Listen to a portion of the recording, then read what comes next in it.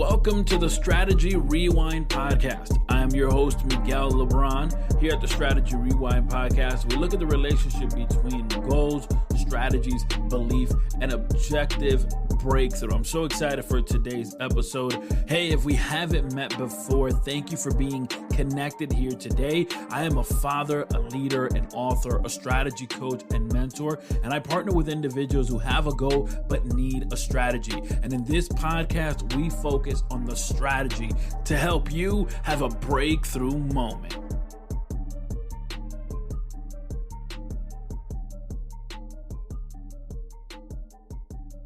I am of the opinion that there is a relationship that exists between passion and purpose. Think of it like this. You can have your vehicle and you put gasoline in the vehicle, right? You fill the tank to full. That's wonderful. But if you don't have a destination, somewhere you want to go, it doesn't matter if you have the vehicle on full. The fact is you're not going to move it. You're not going to turn it on. The reason that you're driving, and you may be driving right now, is because you have a destination in mind. And so when we talk about passion, passion is like the fuel that wakes things up. It's like the gasoline, but purpose is the destination, is where you're trying to get to. And what happens oftentimes is that we are in the struggle of trying to figure out who we are, who we want to be, what society says, what our family says, what the expectation of other people are.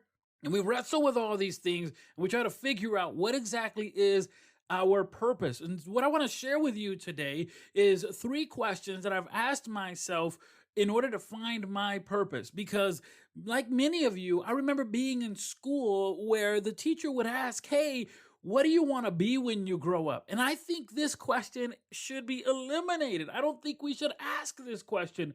I think this question focuses on the wrong thing. This question focuses on me. And truly, when we talk about purpose, there is a relationship between purpose and service. In fact, one question you need to ask yourself as you try to work out what exactly is your purpose is, what problem can I solve?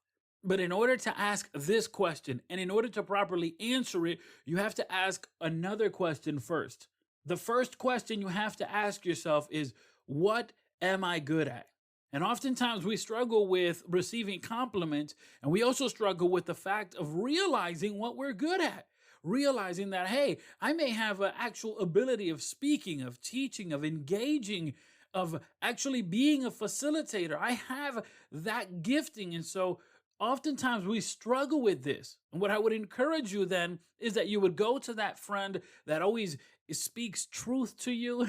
You know, that friend that measures no words. That's the person you need around you when you ask the question, what am I good at? Because in asking this, you have to ask also, what am I not good at? You have to first realize, what am I good at? What am I not good at? Right? You may think, hey, I'm the best artist in the world. But then when you get around the people that know you and the people that nourish your vision and the people that want to see you grow, and they are really honest with you, then they say, man, listen, you ain't that good with the pen and pencil. And it is that type of honesty that you need. We don't need individuals fanning a dream that isn't real. We need individuals around us that will actually be honest. And when we ask the question, hey, what am I good at? That they would say, this is what you're good at, and this is what you're not good at. This is if you have difficulty in coming up with a list yourself. Because again, number one question you want to ask yourself in trying to find your purpose is, what am I good at? For me, I understood that I was good at speaking, at engaging people, at teaching. I understood that I was good at those things. And the interesting thing is that everywhere I went, every organization I've worked with, I found myself in the leadership position. That's not a coincidence, and that's not a luck of the draw or anything like that. That is that I'm good at it. And I don't mean to toot my own horn. That's not the case. The fact is that you have to recognize what you're good at and what you're not. In fact, even right now, I work for a technology company, and my responsibility and job within that organization is to develop training material, ongoing training for individuals who are onboarding and who have been with the organization. And so it's not a coincidence, because that's what I'm good at. And so question number one is, what am I good at? And of course, by default, you have to ask the opposite. What am I not good at? And then question number two is, what problem can I solve? You see how by knowing what you're good at, you can now figure out what problem can you solve. So I figured out, hey, I'm good at speaking, I'm good at teaching, I'm good at mentoring. What problem can I solve? Well, I have the ability to strategize and help other individuals strategize. And that's where Miguel Lebron coaching came about. But I'm going to be really honest with you, my friend, because it wasn't an overnight thing. There still took a process of actually honing in on this. But when you figure out what are you good at, and then you ask yourself, what problem can I solve? Again, I'm not a fan of the question, what do you want to be when you grow up? I think the question really has to be, what problem can you solve? What problem do you want to solve? And there's a third question that we need to answer in order to find our purpose, and that is, where do you enjoy spending your time the most? Because the truth is that no one wants to invest their time into something that doesn't actually lift their spirits and give them energy. It's in those places and those moments and that activity that lifts up your energy. That's that thing that ignites you. Rather it be teaching, rather it be playing a particular sport, rather it be helping others, rather it would be baking or whatever the case may be. That thing that ignites you, that's the thing you have to begin to pursue and ask these questions. What am I good at? What problem can I solve? And where do I find joy? Where do I find joy and I enjoy spending my time in? Of course, oftentimes when we ask ourselves these questions, we then come to the realization, man, these are awesome. I figured out these things about myself, but then the question of resources comes about. I don't have the resources, so I can't start now, or I don't know how to start. But I would challenge your question of how with the question of when. When do you intend on starting? Will you allow time to continue to pass you by, or will you put into action really that fire, that flame that you feel inside of you? Are you just going to let it fither out and die, or are you actually going to do something with it? Again, passion is like fuel, and you can be with the tank on full, but you have to have a destination, a place, and that is purpose. Now, I've shared with you the 3 questions that I asked myself, and that helped me have a breakthrough moment with finding my purpose. But onto this conversation, I want to bring Pastor Elias Nieves Jr. He is the pastor of Chosen Generation Church here in Rochester. Pastor, let the people know about you. I work in banking. I'm a branch manager at ESL Federal Credit Union. Been doing that for about 7 years now at ESL, 5 years at another bank before that, so about 12 years. But my calling is to be a pastor, and we've recently entered into the calling that God has given me back in April. So this is fairly new to me, but it's familiar because I have been a pastor's son for my whole life. So for 33 years, I've seen what it entails. I've seen what it is, and we've been entering into this calling, and God is good, Miguel. I definitely feel the backing of the Holy Spirit and everything that's going on. We are launching the ministry slowly but surely, making sure that we are prepared to be able to do things right. Because there is a spiritual aspect to starting a church, but there's also certain business-like aspects to starting a church as well. But yeah, I'm so excited for what God is doing on the spiritual level, because I feel like we've been able to reach a lot of people who've gone away from church, gone away from Christ, and a lot of people who don't necessarily have never had an interest before. Now they see all these young couples, these young families, and it piques their interest. I can't tell you how many messages me and my wife have gotten from family members, from friends who are just proud of what we're doing and are very interested in the ministry and want to participate one way or another. So it's definitely been a huge blessing. And that's what we're looking to do, to serve this community and to be able to reach every generation, young and old, for the kingdom of heaven.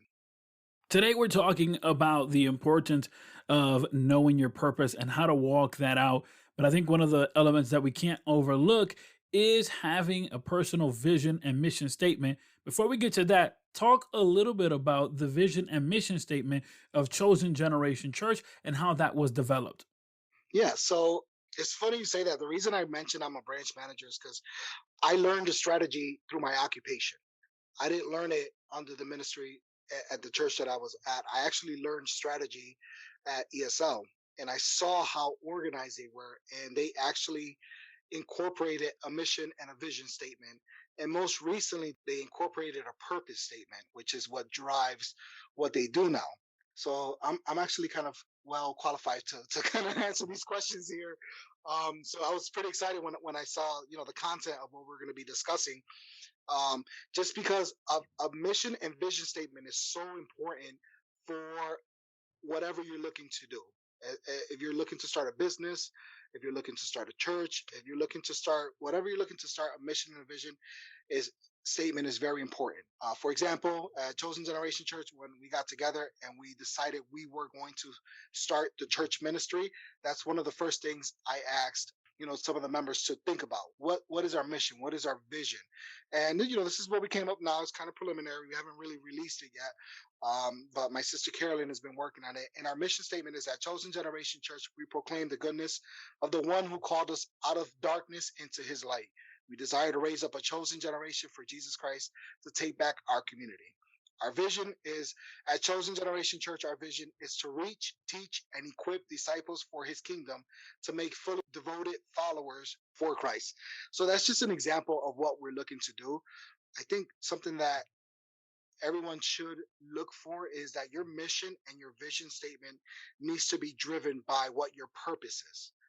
Once you define what your purpose is as a business, once you define what your purpose is as a ministry, once you define what your purpose is, regardless, then your mission and vision statement needs to drive that purpose. Because if your mission is separated from your purpose, then you're not aligned. Everything needs to be aligned, but driven by a purpose. So ask yourself, what is my purpose? What am I looking to do? And when you define your purpose, then you'll be able to also define what your mission is. And your vision is how you're going to get there. So, those are some of the things that I picked up when I was working at ASO. You know, Pastor, you said something that was really spot on. There has to be a relationship, an alignment that happens between that mission, that vision, and our purpose. But for those who are listening that are saying, I feel something inside of me. I feel a calling. I feel like something is pushing me forward. I just don't know what it is. What tactic, what strategy could we give the listeners today so that they can have a breakthrough moment in understanding their purpose? Yeah. Yeah. I think one of the things that people need to do individually is prepare. There's a famous quote out there, right, that says, "Those that fail to prepare to fail." Right? Preparation is so key for starting anything, especially if it's going to be a change. If you're starting a business, that's going to consume time. If you're going to devote your whole time to a business, all of a sudden you have to be prepared because there's going to be some financial consequences because of that. There's going to be some sacrifices you have to make because of that, and preparation is so key. If you don't prepare, then you're gonna unfortunately you're gonna come up with certain hiccups, certain you're gonna trip along the way. It's gonna be hard. You're gonna make it harder for yourself. So preparation is key. In order to prepare, you have to surround yourself with people who can be a resource to you, people who can create value in their relationship. So it goes both ways. Don't it's not all about receiving, but one of the things that I've understood with creating, especially working outside of my occupation, networking, meeting different people, I've always asked myself, how can I create value to this person? But then also in turn, how can this person create value to me? Because I think it definitely goes both ways. And I was actually meeting with a colleague of mine who's going to be starting a business in the inner city to help people along the way starting their business, right? He's going to help structure their business. He's going to give them advice on that. He's going to give them counsel, talk about the financial aspect of it. And I was like, this is so important because a lot of people say, hey, they have a great idea. They have a great vision, right? And they're like, this is going to blow up, but they don't know how to get there. or they don't know how to finance it, or they don't know how to get to a location, or they don't know the tax consequences. So preparation is so important. Surround yourself, ask questions with people who have gone through it already, because their wisdom is definitely going to help you out along the way. And I think that's one of the important things that I would stress to anybody who's looking to make a change in their life is surround yourself with people that can create value and absorb it and apply it. And then just make sure you prepare. Before taking that step, you have to be prepared. Spiritual health is such an important part of our life. For those individuals that want to connect with you and what Chosen Generation is doing, how can they get a hold of you? Yeah, so right now we have our Facebook page is Chosen Generation Church. That's the only social media we have right now. We're working on our Instagram page. Pretty soon we'll have a website as well, but you'll be able to find us on Facebook. If not, we're located 1800 St. Paul Street, Rochester, New York, 14621. We have our Sunday service at 2:30. And it's an awesome experience. I was talking to someone afterwards, and I'm like, just trying to get feedback, right? I said, hey, how did you enjoy the service? How was it? He said, listen, I loved it. This is not your typical church service. This is not just another church service. And that's what we're looking to do. We're looking to give God the best. So stop by, visit us in person. Wednesday, we do a Bible studies live or via Zoom so that you can participate and it's interactive. That's what we're doing right now, and that's how you can get connected to us. Fantastic. Thank you so much for being here with us today and talking about the importance of finding our purpose. Yeah, thank you for the invitation, Miguel. I appreciate it. I want to take this moment to thank everyone who has been connected here today. Thank you. If you found value and insight with the strategies discussed today, check out the show notes for further highlights and helpful links, and consider subscribing to be notified when a new weekly episode is available. Also, please leave us a review on Apple Podcasts, as that helps us know that you like this podcast and want more of it. A special thanks to today's guest, and please be sure to follow them for more helpful information. Well, I'll connect with you on the next episode of Strategy Rewind, but in between time and in the meantime, check out MiguelLebron.com where you'll find free resources. Thank you for listening. I'll talk to you shortly.